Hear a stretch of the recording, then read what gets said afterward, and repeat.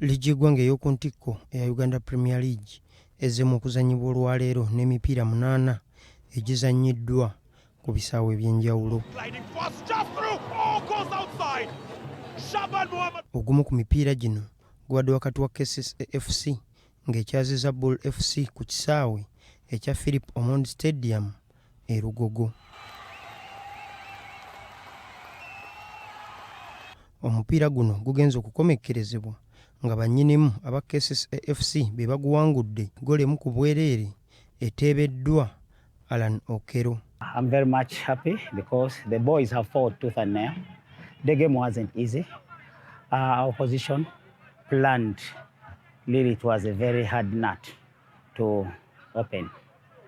But all in all, thanks to the boys for the run they have gone through. It was really a milestone. Ate Vipers Sports Club Ekubye Express FC mukwano gw'abangi ggoolo 5-2 mu mupiira oguzannyiddwa ku kisaawe ekya St Mary Stadium ekitende, ng'ate Sports Club of Villa ekubye UPDF FC ggoolo 2 ku bwereere.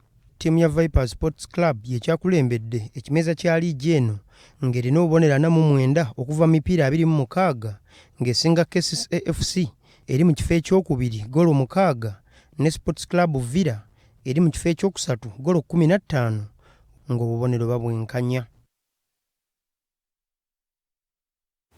Nga tugenzeeko mu muzannyo ogw'ebikonde, poliisi olunaku olwaleero